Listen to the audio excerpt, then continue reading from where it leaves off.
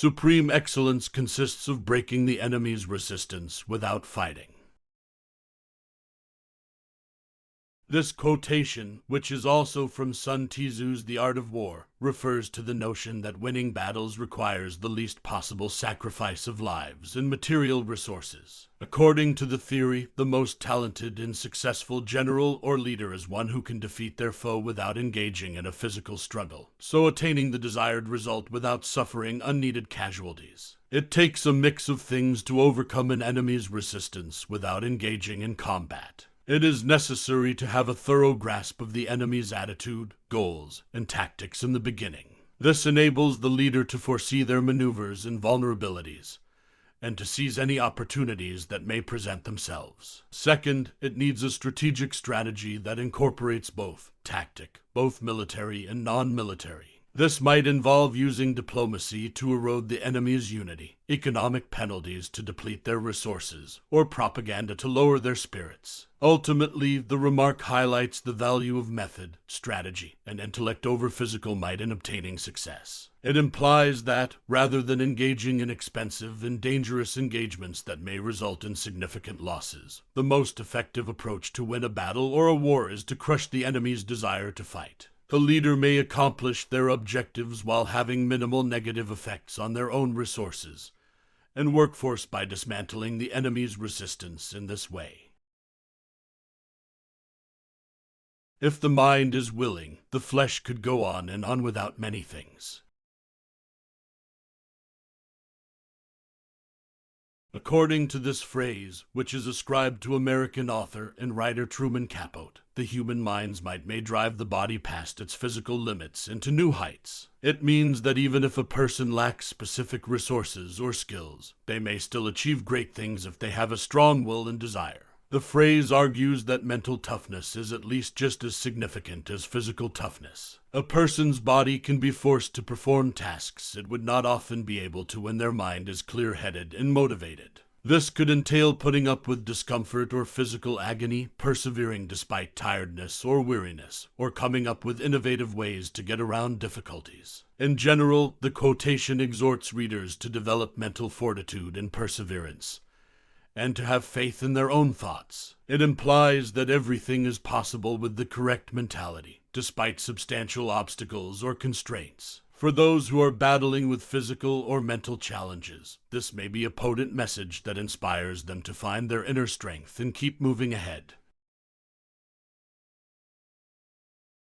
Victorious warriors win first and then go to war, while defeated warriors go to war first and then seek to win. This saying, which is frequently credited to Sun Tzu, captures his viewpoint on the value of preparation and strategic planning in obtaining military success. Sun Tzu asserts that a successful warrior is one who, by meticulous planning and preparation, has already won before the combat ever starts. This entails identifying one's own advantages and disadvantages as well as those of the opposition, and devising a plan that capitalizes on both. A defeated warrior, on the other hand, is one who enters combat without adequate forethought or preparedness. In place of a well-planned strategy, such a fighter may rely on chance or sheer might to win. Sun Tzu says that this strategy is more likely to result in failure. Ultimately, Sun Tzu thought that winning a war required meticulous planning, preparation, and the capacity to change course when conditions on the battlefield changed. A skilled general may triumph despite what seem to be insurmountable odds by adhering to these rules. To know your enemy, you must become your enemy. This saying, which is also credited to Sun Tzu, expresses his viewpoint on the value of comprehending one's adversary in battle. A good general, in Sun Tzu's opinion, must be aware of both the advantages and disadvantages of his own army as well as those of the opposition. This calls for a thorough understanding of the tactics, methods, and psychology of the opposition as well as the capacity to predict their actions and reactions. Sun Tzu said that a general must be ready to put himself in their enemy's position and see the world from their point of view in order to reach this degree of insight. The general can utilize this information to his or her advantage on the battlefield by gaining insight into the motives, anxieties, and vulnerabilities of the opposition. Sun Tzu did not intend for this quotation to be taken literally. It is crucial to remember that. Instead, he meant that a general needed to be able to think like their foe in order to better predict their actions and make appropriate plans. This necessitates a thorough comprehension of the psychology, culture, and history of the adversary, as well as the capacity to view the world from their perspective. A general can use this to acquire a tactical edge and raise their likelihood of winning a battle. Keep your friends close and your enemies closer.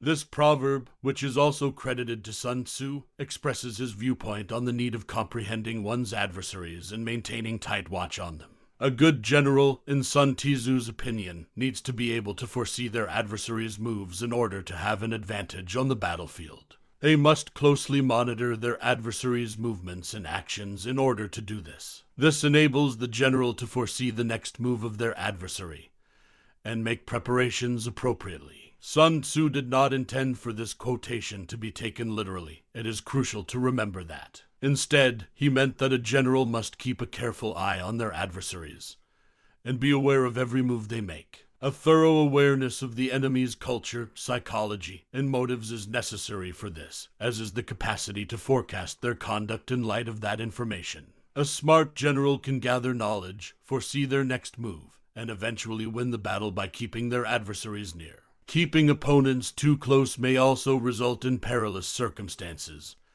and probable treachery, so it's crucial to strike a balance with this tactic.